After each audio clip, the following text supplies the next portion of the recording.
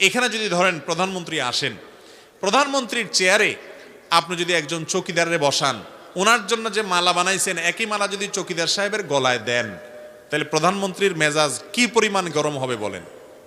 উনি অপমান বোধ করবেন কি করবেন না? অথচ প্রধানমন্ত্রীও মানুষ, ওই চৌকিদার সাহেবও কি মানুষ। একজন প্রধানমন্ত্রী আর একজন চৌকিদার এতটুকু পার্থক্য, কিন্তু দুজনই মানুষ।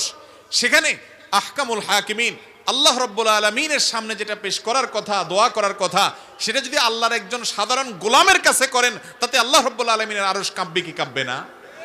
আর এই জন্য আল্লাহ বলেছেন ইন্নাল্লাহা লা ইয়াগফিরু আন ইউশরাকা বিহি, আল্লাহর সঙ্গে শিরক করলে আল্লাহ সেটা অপরাধ ক্ষমা করেন না, ওয়া ইয়াগফিরু মা দুনা যালিকা, অন্যগুলা মাফ করেন।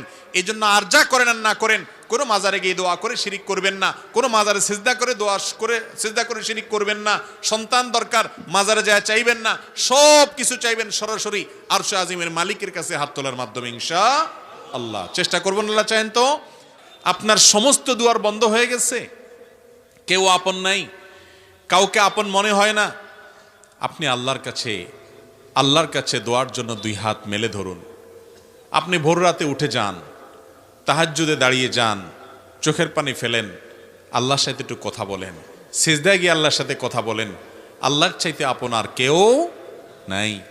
ভাইরা আমার, আমরা নিজেদের প্রতি নিজেরা যতটা আপন, নিজেদের প্রতি নিজেরা যতটা দয়ালু মায়ালু, আমাদের রব আমাদের প্রতি তার চাইতে অনেক বেশি মায়ালু। আল্লাহ রাব্বুল আলামিন এরপরও আমাদেরকে পরীক্ষা নেন, অনেক সময় আমাদেরকে কষ্ট দেন। সবর করতে পারলে তার বিনিময়ে মহা পুরস্কার রেখেছেন।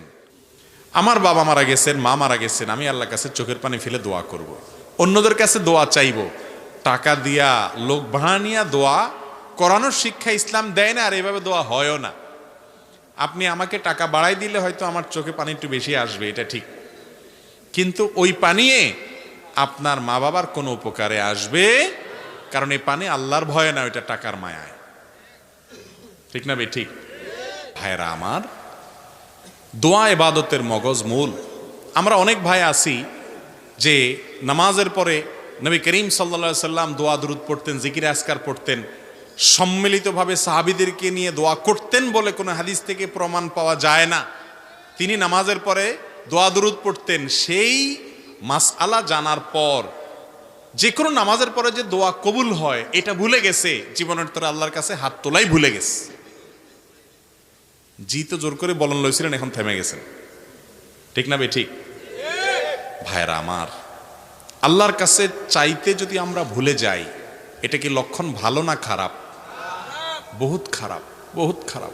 নবী করিম সাল্লাল্লাহু আলাইহি সাল্লাম বলেছেন, তোমার জুতার ফিতাটা ছিঁড়ে গেছে, এটা তো কোনো ব্যাপার না আমাদের কাছে, ছোট্ট একটা ব্যাপার, তাই না? এখানেও দাঁড়িয়ে তুমি আল্লাহর কাছে দোয়া করো, আল্লাহ আমার জুতার ফিতাটা ছিঁড়ে গেছে মাবুদ, এটা একটা বিপদ, হোক ছোট বিপদ, আপনি আমাকে রক্ষা করেন। আল্লাহর কাছে সাহায্য চাইতে হবে এই ছোট্ট একটা বিষয়ের জন্য পর্যন্ত। সেখানে আমাদের জীবনে কত বড় বড় ব্যাপার আসে, আমরা আজকাল দোয়া করতে একেবারেই ভুলে গেছি। রাসূল আকরাম সাল্লাল্লাহু আলাইহি ওয়াসাল্লামের তরফ থেকে প্রাপ্ত নবীজির সেখানে দোয়াগুলো বেশি বেশি পড়বেন। আমরা অনেক সময় দেখি বিভিন্ন ওজিফার বই পড়ে অনেক মহিলারা, মা বোনরা, দাদি চাচিরা, অনেক মুরব্বীরা। এই সমস্ত ওজিফার বইতে যেসব দোয়া লেখা আছে, এই দোয়াগুলো না কোরআনে বর্ণিত না হাদিসে বর্ণিত। এমনিতে যে কোনো ভাষায় দোয়া করা যায়। আপনি আল্লাহর কাছে বাংলা দোয়া করলেও আল্লাহ কবুল করবেন। আপনার মনে মনে কি বলছেন সেটাও আল্লাহ তাআলা বুঝেন। ওই হুজুর দোয়ার মায়ের পেঁচ বুঝে আপনি বুঝেন না, তারপরও আল্লাহ তাআলা আপনার দোয়া কবুল করবেন। আপনি গুনাহগার, আপনার দোয়া কি কবুল হবে? এই চিন্তা করে যারা দোয়া থেকে দূরে থাকছেন, নিশ্চিত থাকেন আপনাকে দূরে রাখছে স্বয়ং ইবলিস। কারণ ইবলিস জানে দোয়ার মাধ্যমে আপনি পাতাল থেকে আকাশে উঠে যাবেন, দোয়ার মাধ্যমে আপনি জাহান্নামী থেকে জান্নাতি হবেন, দোয়ার মাধ্যমে আপনার সাথে আল্লাহর সম্পর্ক গাঢ় হবে, দোয়ার মাধ্যমে আপনার ঈমান মজবুত হবে, দোয়ার মাধ্যমে আপনার ইবাদত প্রকৃত অর্থে ইবাদত হবে। এই জন্য ইবলিস আপনাকে দোয়া থেকে দূরে রাখানোর জন্য, দোয়া থেকে মাহরুম করার জন্য, বঞ্চিত রাখার জন্য আপনাকে নিরাশ করে দেয়। বলে যে না, তোর দোয়া কি কবুল হতে, এত পাপ করছস, এত গুনাহ করছস, তোর দোয়া কি কবুল হবে? এরকম ইবলিস বলে কি বলে না? তো যে কথা বলছিলাম, দোয়া করার ক্ষেত্রে কোরআন যে দোয়াগুলোর কথা বর্ণনা করেছে, বিভিন্ন নবীদের দোয়ার কথা কোরআনে আছে, যে তারা এই ভাষায় দোয়া করেছেন, এই শব্দে দোয়া করেছেন, এই কথাগুলো দিয়ে দোয়া করেছেন, আল্লাহ রাব্বুল আলামিন সেগুলোর উল্লেখ করেছেন। সেগুলো দিয়ে যদি আল্লাহর কাছে দোয়া করেন, তাহলে সেই দোয়া কবুল হওয়ার সম্ভাবনা অনেক বেশি। সেই রকম তিনটা দোয়া আমরা যদি আমাদের জীবনে পাঠ করি, জীবনের সকল সমস্যার জন্যই কিন্তু এই তিনটা দোয়া ঘুরে ফিরে আমাদের প্রযোজ্য হবে। তার একটা হলো কঠিন বিপদে, কঠিন মুসিবতে রক্ষার যখন কোনো পথ খোলা নেই, দেয়াল যখন পিঠের সাথে লেগে গেছে, এরকম সময়ে আমরা দেখেছি আল্লাহর একজন নবী ইউনুস আলাইহিস সালাম আল্লাহর কাছে কিছু বাক্য বলে প্রার্থনা করেছেন। আল্লাহ তাআলা তাকে বিপদ থেকে উদ্ধার করেছেন। কি দোয়া ছিল সেটা? ফানাদা ফিজ জুলুমাত, মাছের পেটে থেকে, অন্ধকারের মধ্যে থেকে, যেখানে মৃত্যু সুনিশ্চিত, সেই জায়গায় তিনি সেই অবস্থায় আল্লাহর কাছে দোয়া করেছেন, আল্লাহ ইলাহা ইল্লা আনতা সুবহানাক ইন্নী কুনতু মিনাজ জালিমিন। দোয়া করে বলেছেন, আল্লাহকে আহ্বান করে ডেকে বলেছেন, ও আল্লাহ, লা ইলাহা ইল্লা আন্ত, আপনি ছাড়া কেউ সত্যিকারের মাবুদ নেই। ইন্নী কুনতু মিনাজ সুবহানাক, আপনার পবিত্রতা বর্ণনা করছি। ইন্নী কুনতু মিনাজ জালিমিন, আমি হলাম জালিমদের অন্তর্ভুক্ত। আমি নিজের প্রতি নিজে অবিচার করেছি, আমি নিজে ভুল করেছি। আল্লাহর কাছে এই দোয়া করে, এই বাক্যগুলো বলে আল্লাহর কাছে দোয়া করেছেন কে? ইউনুস আলাইহিস সালাম। লা ইলাহা ইল্লা আনতা সুবহানাকা ইন্নী কুনতু মিনাজ জালিমিন। আল্লাহ তাআলা এই দোয়া উল্লেখ করার পর বলছেন, ফাস্তাজাবনা লাহু ওয়া নাজ্জাইনাহু মিনাল গাম। এই দোয়া করার পর আমি তার ডাকে সাড়া দিয়েছি, ইউনুসের ডাকে সাড়া দিয়েছি এবং তার বিপদ থেকে তাকে উদ্ধার করেছি। এর পরের অংশটা বেশি গুরুত্বপূর্ণ আমাদের জন্য। এরপরে আল্লাহ বলছেন, ওয়াকাযালিকা নুনজিল মুমিনিন, যেভাবে ইউনুস আলাইহিস সালামকে রক্ষা করেছি, একইভাবে ঈমানদারদেরকে, কিয়ামত পর্যন্ত আগত ঈমানদারদেরকে বিপদ থেকে রক্ষা করব এই দোয়ার মাধ্যমে। কোন দোয়ার মাধ্যমে? দোয়া ইউনুসের মাধ্যমে। যে কোনো বিপদে পড়ে গেছেন, কোরআনে বর্ণিত কবুল হওয়া দোয়া, নিশ্চিত আল্লাহর কাছে গ্রান্টেড কবুল হওয়া দোয়া, আল্লাহর নবীর দোয়া আল্লাহ কবুল করেছেন, সেটা আল্লাহ জানিয়েও দিয়েছেন। আবার ঈমানদার বান্দারা করলে সেটাও কবুল করবেন, ওয়াদা করেছেন।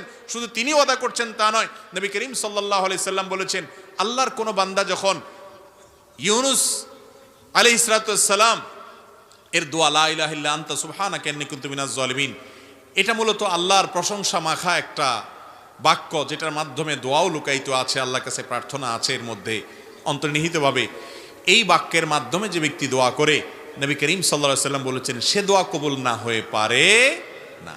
তাহলে যে কোনো বিপদ আপদে কোরআনের একটা কবুল হওয়া দোয়া আপনি পাঠ করতে পারেন, সেটা হলো ইউনুস আলাইহিস সালামেরটা। সেই বাক্য হলো, আল্লাহকে ডেকে বলবেন, ও আল্লাহ, লা ইলাহা ইল্লা আন্ত সুবহানাকা ইন্নী কুনতু মিনাজ জালিমিন।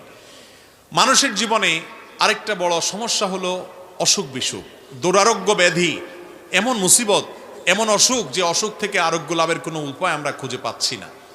সাধারণ চিকিৎসা আমরা গ্রহণ করব, সুন্নাত, নবী করিম সাল্লাল্লাহু আলাইহি সাল্লাম বলেছেন, তোমরা চিকিৎসা গ্রহণ করো, রোগ হলে ঔষধ সেবন করো। আপনার কোনো দুষ্ট জিনের প্রভাব যদি আপনার মধ্যে হয়ে থাকে বলে প্রমাণিত হয়, তাহলে আপনি কোরআন হাদিসের আলোকে ঝাড়ফুঁক করেন, ঠিক আছে, এগুলা গ্রহণ করেন। তবে মূল কাজ ওই আসল জায়গায় দরখাস্ত করে রাখেন, কারণ মঞ্জুর হবে সেখান থেকে। আর সেটার জন্য আল্লাহ নবী আইয়ুব আলাইহিস সালামের একটা দোয়া আল্লাহর খুব পছন্দ হয়েছে, কোরআনে সেটা উল্লেখ করেছেন। ওনার দোয়াটাও আল্লাহ তাআলা কবুল করেছেন। তিনি কি বলেছেন? তিনি বলেছেন, আন্নী মাসসানিয়াদ দুররু ওয়া আনতা আরহামুর রাহিমিন।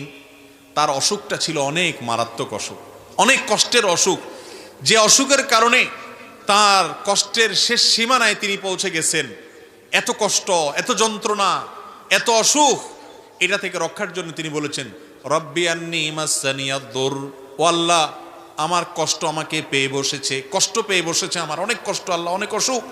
ও আনতা আরহামুর রাহিমিন, অথচ আপনি সকল দয়ালুদের মধ্যে শ্রেষ্ঠ দয়ালু, অর্থাৎ আমার প্রতি রহম করেন। এটা বলার পর আল্লাহ বলছেন, ফাস্তাজাবনা লাহু ফাকাশাফনা বিহি মা বিহি মিন দুর। এই দোয়া করার পর আমি তার দোয়া কবুল করেছি এবং তার বিপদকে দূর করেছি। তাহলে অসুখ বিসুখ হলে আইয়ুব আলাইহিস সালামের দোয়াটা করবেন। সেটা কি? আন্নী মাসসানিয়াদ দুররু আনতা আরহামুর রাহিমিন, তোমার রব্বি আন্নী মাসসানিয়াদ দুররু আনতা আরহামুর রাহিমিন। হে আল্লাহ, আমার অসুখে পেয়ে বসেছে, অনেক কষ্ট হচ্ছে, আপনি আরহামুর রাহিমিন, আপনি সবচেয়ে বড় দয়ালু। মুস্তাদরাকে হাকিমে একটা বর্ণনা পাওয়া যায়, সেই বর্ণনা সম্পর্কে মুহাদ্দিসরা অনেকে দাঈফ বলেছেন, কিন্তু বর্ণনার যে মূল মর্ম সেটা ঠিকই আছে। বিশুদ্ধ বিভিন্ন হাদিসের আলোকে বর্ণিত, এই আয়াতের আলোকে বর্ণিত, তা হলো বান্দা যখন আল্লাহর কাছে হে আরহামুর রাহিমিন এরকম বলে এরপরে চায়, মনের চাওয়াগুলো পেশ করে, গোছায় বলতে না পারলেও আল্লাহ কবুল করবেন। আপনি কিছু না বলতে পারেন, শুধু কাঁদেন আর মনে মনে আল্লাহকে বলেন, আল্লাহ আলিমুম বিজাতি সুদূর, মনের খবর রাখেন, দোয়া কবুল হবে ইনশাআল্লাহ। নিজেরা দোয়া করতে হবে ভাই। আপনার ঘরবাড়ি উদ্বোধন করবেন, গাড়ি উদ্বোধন করবেন, যাই করবেন সব কিছুতে ওই দোয়ার জন্য হুজুর ভাড়া করতে হবে, এই নির্দেশ কোরআন হাদিস কোথাও দেয় নাই। বরং আলেমদের কাছে দোয়া চাইবেন ঠিক আছে, কিন্তু নিজের দোয়াটা নিজে আল্লাহর কাছে পেশ করবেন। চেষ্টা করবো না ইনশাআল্লাহ। আরেকটা দোয়া হলো নিঃসন্তান মানুষের দোয়া, সন্তান হচ্ছে না, আল্লাহর কাছে এই কষ্ট দূর করার জন্য আপনি দোয়া করলেন। তো কোরআনে একটা মকবুল মুস্তাজাব, আল্লাহর কাছে কবুল হওয়া গ্যারান্টেড দোয়ার নজির আমরা পাই। আল্লাহ নবী জাকারিয়া আলাইহিস সালাম তিনি আল্লাহর কাছে দোয়া করেছেন, কি বলে? ওয়া জাকারিয়া ইয নাদা রাব্বাহ রব্বি লা তাযারনি ফারদা ওয়া আনতা খায়রুল ওয়ারিসিন।